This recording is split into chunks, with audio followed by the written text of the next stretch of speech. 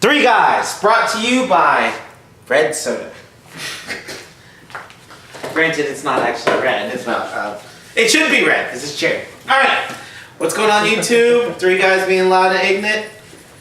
School Bus. Octo. Luck Angel.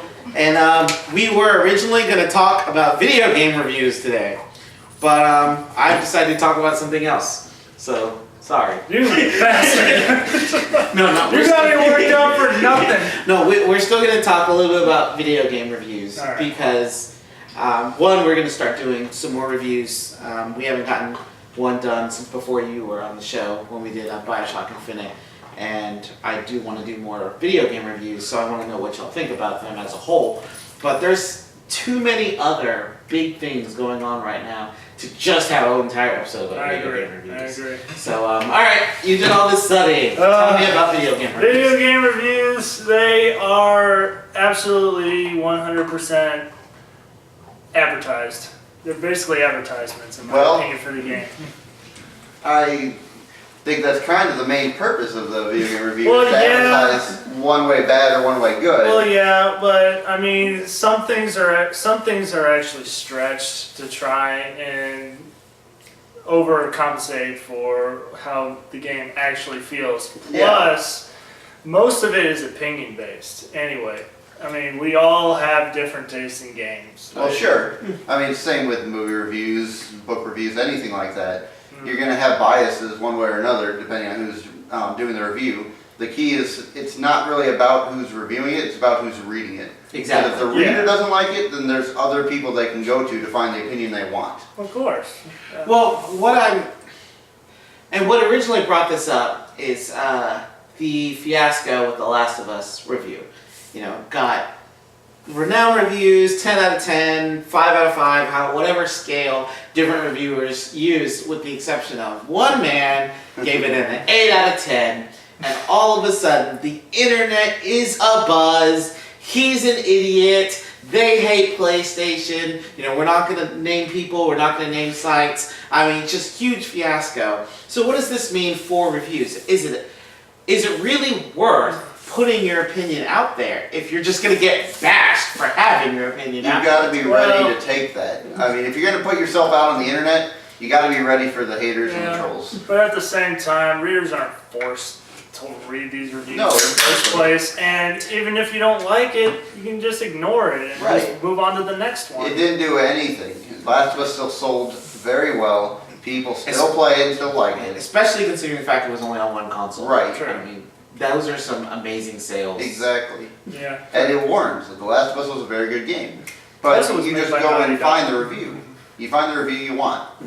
I mean, do you personally look at reviews before you decide whether or not you're going to buy a game? It depends on the game. Typically, I tend to just kind of see the trailer, and I almost know from that whether or not I'm going to like the game. And I usually base it on whether or not they show stock footage or they actually show gameplay in it, how heavy they are between each one of those. Kind of like a game like Aliens Colonial Marines. Okay. That trailer came out, it looked really good, but I was like, no, I don't think that's going to be a very good game. And everyone said, no, you're wrong, it's going to be amazing, it's made by Gearbox, it's got plenty of aliens, it's the next story, everybody was so excited, and it bombed. Here's my thing with trailers, is that they're mostly meant to show off the graphics, not so much the gameplay. Right. And I'm more for the gameplay aspect of more than anything, because I want something that'll make me sit down and dedicate 4 or 5 hours to session. So something that Sony does that I'm surprised that Microsoft doesn't do more of are the full game trials. Now, granted, you have to have PlayStation Plus in order to get the full game trial, which now that PlayStation Plus is going to be mandatory, makes me wonder if they're going to stop doing the full game trials or if you're going to see more of them. But I think that the full game trials are a good way to test the game better than demos. Because, I mean, we've all played a demo. You play the demo, you have access to everything. The game doesn't play anything like the demo actually plays. As opposed to a full game trial where you have an hour's worth of gameplay and you're actually getting your hands on the game and you can see, okay, this is something that I can see, myself purchasing or not. How do y'all feel about that? I think it's a good idea. I don't really think one way or another it really makes people's minds up. I mean, very few. I could say that probably about 10% of the people that are playing the demo weren't thinking before they were going to get this game. Typically, they're like, I really want this game, but let's see how much I want it based on the demo. I personally don't play demos for the same reason you just mentioned. I play the demo, and it's either a lot buggier than the actual game, or it's designed to be a lot better than the actual game. Yeah, exactly. Not to mention, they typically take the best scene from the game and make it the demo. Exactly. So then when I get the game, I get to that scene, it's usually the beginning, and I'm like, wow, this is awesome. Example is Mirror's Edge. Mirror's Edge, I played the demo for that. The beginning was the only part you're outside in the bright lights, and the city was awesome. And then you're inside playing parkour. That's it. Yeah, I could say the same when I played Batman Arkham Asylum, because when I played the demo for that, it was the very beginning of the game. Still, the game ended up pretty well overall. Oh yeah. I mean, it was one of my favorite superhero games. Yeah. Oh yes, definitely. How do y'all feel? I mean, have y'all gotten to experience any of the full game trials on PSN? Because I haven't, because I don't really play too many demos. this is where I'm the odd man out. 'Cause I'm the 360 guy out of this group. well, no, Lucky Angel's fully a 360 guy. He's only been playing PSN lately because he's getting all my games. Yeah. And so what am I, chopped liver? Come on. Get a PS3 and you can borrow some games. There you go. But no, I just lost my thought. Y'all pick this up. I want to take a step back here. I want to go back to the grading system now. Okay. Part of video game reviews. From what I've researched, I think it's mainly based off of our own American grading system in schools. I think they're really overblown because in America, for those of you internationally, our grading scale goes A, which is 90 through 100, B, A to 89, C, and All so the way on down and to so that. forth. Yeah. And I think they're all skewed towards that. Like there's, I'm trying to think I think Bulletstorm, I'm gonna throw an example out of. I think it was like a 7.5. In my opinion, that was more like a 5 or 4 or 5. Well, Just because it was a really short campaign, and I really didn't like the multiplayer that much. Let's look at it this way. A game review early on, before the game comes out, can make or break game sales. Let's look at the Kanan versus Lynch, or Kanan Lynch. Kanan Lynch, yeah. They had an inflated review because they paid for it. Now, if that was right or not is a different issue, ethics and all that.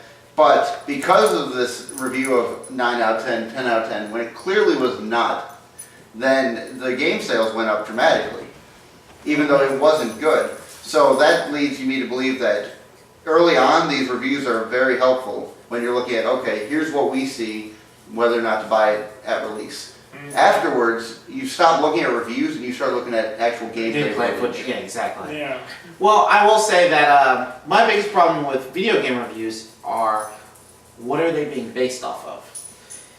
So, if God of War had never been created and something else came out with the same engine as God of War, and these other quote-unquote God of War copycats came out without God of War first, then they're innovative and they get a higher score.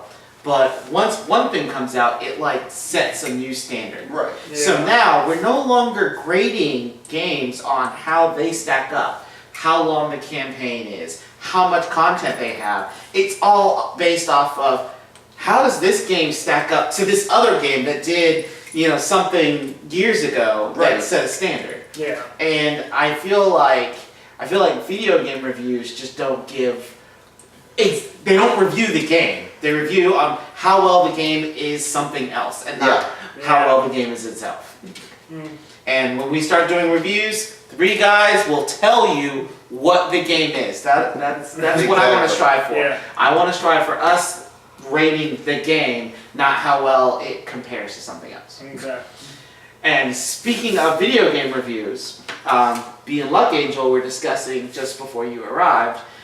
Something that I was looking online, and there were some conversations about how they feel the current gen worked compared to, as far as getting set up for the next gen. Okay. What set apart the consoles from this generation and how well they are prepared to dominate for the next gen.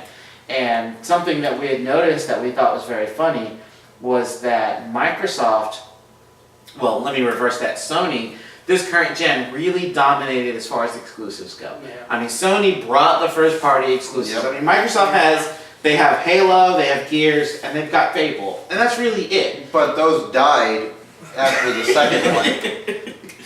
Really wasn't much to it after that. True. But I mean, I'm not saying that the games that are on Xbox aren't, quality games, but really what sells Xbox is Xbox Live. Yeah. But Sony brings the exclusives. Now we have this new generation coming on, and it seems almost as if it's flipping. Microsoft is coming out of the door with a lot of first-party exclusives, and Sony's got, two? They've got Killzone and Infamous. Yeah, Shadow of the Second Son. So how do we think that flip is, what do we think that's reflecting? I think they expected with this backlash of, Xbox is going to be always online, and then they changed that. And you got the Sony that's like, look at us. We're doing everything the gamers wanted originally. I don't think they had the game set because you've got developers that are trying to play both sides of the field. Yeah. You've got nobody that's saying, I'm going to be Sony. And so that's why we're getting Kingdom Hearts 3 on both consoles. When that was a Sony exclusive. You're getting Metal Gear Solid. You're getting Call of Duty's never been an exclusive, but that's going to be a big title. Like back in the PS2 days, Right. It was probably the only exclusive. So, but that's going to be another big title that there's going to be just who bought which console. And should it be that way? Do we want to see more independent IPs on single systems, or do we want to see more multi-console? It depends. If you have exclusives on one console, then if you own that console, you're like, that's fine, let's make it this console. If you don't, you're like, well, why not make it both? So it really depends on what console they're making it for.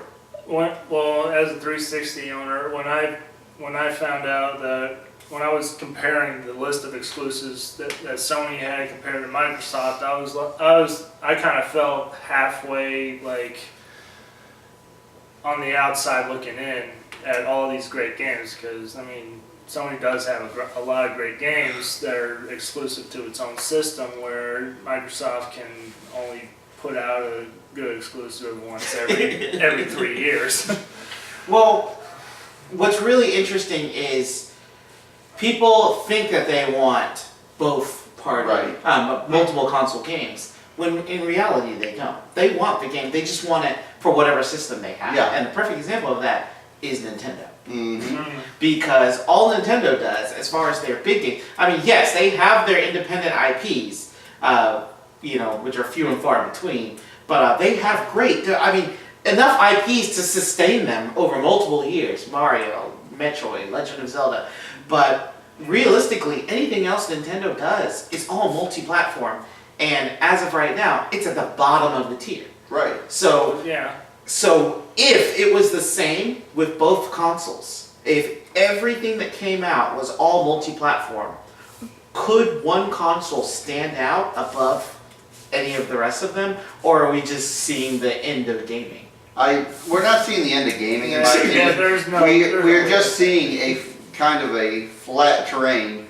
Everybody's becoming equal, because no longer is it, PlayStation has much better graphics, but Xbox has much better online capabilities. Now you're seeing, the PlayStation has slightly better as far as the RAM, but they got 500 gigabytes, they both got 8-core processors, they've got 8 gigabytes of RAM, they've got, they're going to have the wireless controllers. Granted, you're going to have Bluetooth for PlayStation, but they're both having Blu-ray players now. But one's $100 cheaper than the other. And I will tell you why.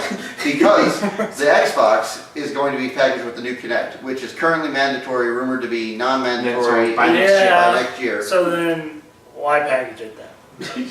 Because there's going to, by next year, if they make it non-mandatory, what should happen is they're going to make a non-Kinect system and a Kinect bundled system, and then there should be a firmware update to make it so that anybody that has a current Kinect required model will no longer require that But you Kinect. see, why didn't they think of that initially? Why did they just figure this out now? Well, I think all that is they have all these features planned, and Right. the Kinect was just a large part of that. And just as angry as you are at the concept of the Kinect being forced on you and these features that you're not going to enjoy being there, there's just that many people out there who are excited about those features Right. and who want. I'm excited about them. I I- might not necessarily use them after the first couple weeks. I might use them very far between, but I'm excited to see them. And if you look at between just financially between the cost of the Xbox versus the cost of the PlayStation, what's going on now is that, for what I was reading, is the PlayStation is not being bundled with the PlayStation Move, and Okay. even if you do want to buy it, it's only $59, not $100, but also the price difference. But the controller is now the Move controller for the PS4. It's no longer going to be a separate stick. It's going to be attached to the actual controller itself, Okay. which is why it's so much cheaper, because Well- it's only $50 instead of $100. All right, but as a guy that doesn't really like motion gaming, Yeah. check out that video, everybody. I just all of that is just very gimmicky to me. All I want is just a simple wireless controller and a console and some games. And you can do that. No one's saying that the Kinect is going to be mandatory in order to be attached to the system and have some functionality, as far as they're going to scan you in, and instead of having an avatar, they're going to have you as your indication. And so you just sit down, the Xbox recognizes your face, and then logs you into your specific console, your specific gamer tag. But that's really, as far as I can tell, as far as the requirement is going to go. And you don't even have to use that. It's not saying, oh, you're going to have this in games. You're going to have to use the Kinect for gaming. It's just saying, hey, there's certain features that are mandatory right now, because our software, which software is not easy to program, Correct. Oh, especially yeah. for something new like this. So they're working out some bugs. All right. But I do see your point, because Luck Angel proved his point and then disproved his point at the same time when he stated that it's just for when the system turns on, and then you don't even have to use it. So if I'm not going to use it, why is it required? Why is it required at launch? I agree why it's required, but I assume it's a bug in the software that they just cannot figure out how to get the Xbox to recognize it without it. That means they need to hire some more developers. Agreed. But they keep firing everybody, so what are they supposed to do? Well, before we end this episode, something that just came out that I wanted to get your input on.